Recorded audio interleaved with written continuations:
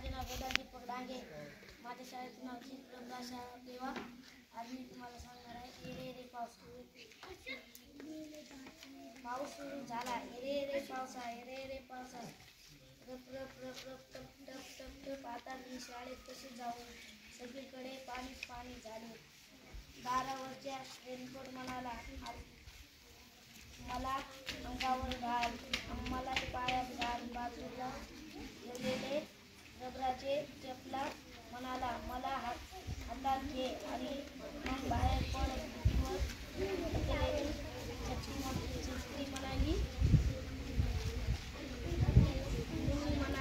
आता मी माझ्या रेनकोट घालते आणि छत्री सुद्धा सोबत घेते. हॅलो पावसा, आता मी बाहेर येत आहे असे म्हणून मी पावसात बाहेर पडते.